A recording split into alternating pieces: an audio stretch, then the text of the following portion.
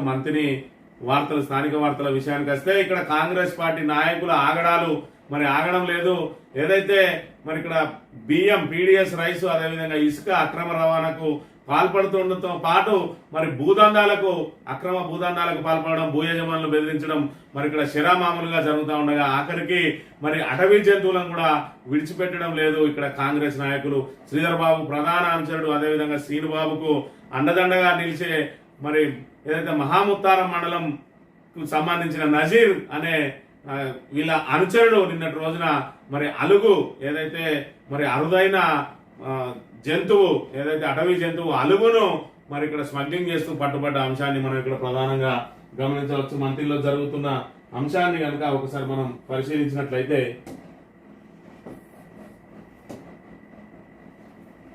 అలుగు స్వాధీనం, ముగ్గురు స్మగ్లర్ల అరెస్టు. ముగ్గురు స్మగ్లర్లను అదుపులో తీసుకుని వారి నుంచి అరుదైన వన్యప్రాణి అలుగును స్వాధీనం చేసుకున్నట్లు హన్మకొండ జనగామ జిల్లాల అటవీ అధికారి లావణ్య తెలిపారు. భూపాలపల్లి జిల్లాలో అలుగు విక్రయానికి సంబంధించి కొందరు ఆన్లైన్ లో పెట్టినందుకు చెన్నైలోని wild life crime control bureau గుర్తించింది. వెంటనే ప్రాంతీయ ఉప సంచాలకుడు డాక్టర్ కృపాశంకర్ హన్మకొండ అటవీ శాఖ వైల్డ్ లైఫ్ క్రైమ్ కంట్రోల్ అధికారులను అప్రమత్తం చేశారు. అటవీ క్షేత్రాధికారి భిక్షపతి, డిఆర్ఓ మోహన్, రతన్ లాల్, బలరామకృష్ణ, వ్యూహంపల్లి జయశంకర్, భూపాలపల్లి జిల్లా కాటారం మండలం కొత్తపల్లికి చెందిన తాటి రాజు, ఇబ్రహీంపట్నానికి గ్రామానికి చెందిన అంజద్ ఖాను, మహాముత్తారం మండలం యామన్పల్లికి చెందిన మహమ్మద్ నజీర్లను శుక్రవారం కాటారం వద్ద అరెస్ట్ చేసిండు అని చెప్పి మరి ఇక్కడ ఈ నజీర్ ను చూసుకున్నట్టయితే ఆయన మరి ఇక్కడ శ్రీధర్ బాబుకు ప్రధాన అనుచరుడు. ఇక్కడ కాంగ్రెస్ పార్టీలో మహాముత్తారానికి సంబంధించి మరి మహాముత్తారం మండలంలో కాంగ్రెస్ పార్టీ ముఖ్య నాయకునిగా కొనసాగుతా ఉన్నాడు. ఈయన శ్రీనుబాబు కూడా నిత్యం మరి ఇక్కడ వెన్నంటి నడిచే వ్యక్తి. మరి ఈ నజీర్ అంటే ఈ రోజు కాంగ్రెస్ పార్టీ నాయకులు నిన్న చూసుకున్నాం ఇసుక క్వారీల వద్ద మరి ఇక్కడ ఇసుక క్వారీ యజమానులను బెదిరించి డబ్బులు వసూలు చేయడానికి ప్రయత్నం చేస్తే మరి ఏదైతే ఇక్కడ మంథని మండలం ఏదైతే అడవి సోమన్పల్లి వద్ద అక్కడ గ్రామస్తులు తిరగబడి అతన్ని తరిమి కొట్టిన పరిస్థితిని మరి మరొక ముందే మళ్ళీ ఈ రోజు ఏదైతే అరుదైన అలుగు దాన్ని ఏదైతే మరి మందుల తయారీలో వాడతారట సుమారు 60 లక్షల విలువ చేసే అడవి అలుగును నిన్నటి రోజున మరి వీళ్ళ దగ్గర నుంచి స్వాధీనం చేసుకుని వీళ్ళ మీద మరి కేసులు నమోదు చేసిండు. ఈ రకంగా అధికారం వచ్చిన తర్వాత అనేక అడ్డదారులు దొక్కుతా ఉన్నారు మంత్రిలో శ్రీధర్ బాబు అనుచరులు అనే విషయాన్ని ఇక్కడ మనం ప్రధానంగా గమనించవచ్చు.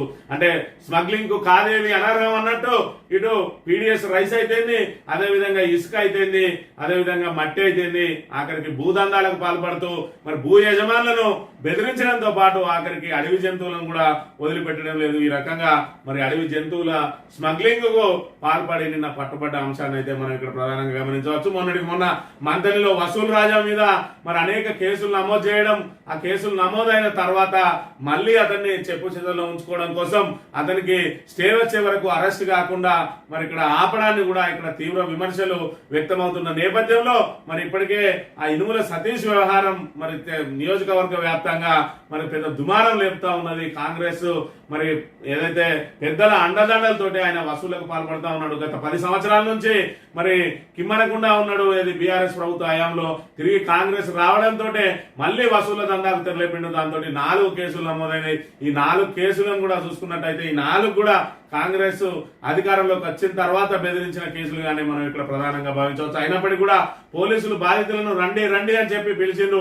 బాధితులకు మరి మేము అండగా ఉంటాం, మీరు ఫిర్యాదులు చేయండి ధైర్యంగా అని చెప్పిండ్రు. వాళ్ళు ఫిర్యాదులు చేసిన వాళ్ళు ఇప్పుడు తలలు పట్టుకుంటున్న పరిస్థితి. ఎందుకంటే మరి బీఆర్ఎస్ నాయకులు ముందే అనుమానం వ్యక్తం చేసిండ్రు.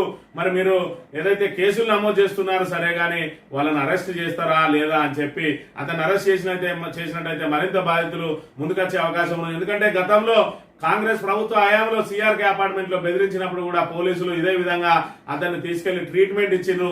తిరిగి మళ్ళీ ఏదైతే అక్కడ మరి కాంగ్రెస్ పంచనే చేరి మళ్ళీ బెదిరింపులకు పాల్పడి మరి ఇప్పుడు తిరిగి అధికారంలోకి రాగానే వసూళ్లకు పాల్పడడం అంటే మళ్ళీ మీరంతా ఒకటైతే మా పరిస్థితి ఏందని చెప్పి కొంతమంది బాధితులు బయటికి రాలేదు. వచ్చిన బాధితులు కూడా ఇప్పుడు బిక్కుబిక్కుమంటున్న పరిస్థితి. మరి ఆ బాధితులకు ఎవరు అండగా నిలుస్తారు? ఇటు పోలీసులు అండగా నిలుస్తారా లేదా కాంగ్రెస్ మరి పెద్దలు శ్రీధర్ బాబు అండగా నిలుస్తారా, శ్రీనిబాబు అండగా నిలుస్తారా ఇప్పుడు తేల్చాల్సి ఉన్నది. మరోవైపు చూసుకున్నట్టయితే ఇనుముల సతీష్ అక్కడ హైకోర్టులో మరి నా మీద పుట్టమదే కేసులు నమోదు చేయిస్తా ఉన్నాడు అని చెప్పి హైకోర్టులో పేర్కొనడం మరి ఇక్కడ హాస్యాస్పదంగా ఉన్నది. ఒకవైపు కాంగ్రెస్ నాయకులు ప్రెస్ మీట్ పెట్టి మరి ఇక్కడ చట్టం తన పని దాన్ని తీసుకుపోతుంది. ఇనుముల సతీష్ కు వసూలు రాజా మాకు సంబంధం లేదు, మరి అతని మీద కేసులు ఇక్కడ పెడతా ఉన్నారు. ఇంకా ఎవరైనా బాధితులు ఉంటే రండి, కేసులు మేమే పెట్టిస్తున్నామని బాహాటంగానే చెప్పిండ్రు. అయినప్పటికీ కూడా ఆయన వెళ్లి పుట్టమది కేసులు పెట్టిస్తున్నామని చెప్పిండ్రు. ఇదంతా డ్రామాగా ఆ రోజే మరి ప్రజలందరూ కూడా గమనించిండ్రు. ఖచ్చితంగా మళ్ళీ ఇనుమల సతీష్ ను ఇక్కడ అరెస్ట్ కాకుండా చూస్తారు, ఆయన కేసుల నుంచి బయటించి మరి చెప్పు చేతుల్లో పెట్టుకొని మళ్ళీ పుట్టమది మీద ఆరోపణలు చేయడానికి అతన్ని ఎర్రగా వాడతారని చెప్పి ఏదైతే బీఆర్ఎస్ నాయకులు అదేవిధంగా మంత్రి ప్రజలు ఇక్కడ అనుమానాలు వ్యక్తం చేశారు, అదే నిజమైంది. అతనికి 4 కేసుల్లో స్టే వచ్చింది. రేపమాపం మళ్ళీ వచ్చి తన వసూళ్ల పర్వం యథావిధిగా కొనసాగిస్తాడు. చివరకు మరి ఇక్కడ సమిధలయ్యేది ప్రజలే. ఈ రకంగా మరి ఏదైతే శ్రీధర్ బాబు అనుచరులు మరి ఎన్ని రకాలుగా మరి అడ్డదారులు దొక్కుతున్నారనే విషయాన్ని మనం ఇక్కడ ఈ నజీర్ ద్వారా, నిన్నటి రోజున వసంత రెడ్డి ద్వారా, ఇనుల సతీష్ ద్వారా, అదేవిధంగా పీడిఎస్ రైస్ నిత్యం పట్టుబడతా ఉన్నాయి.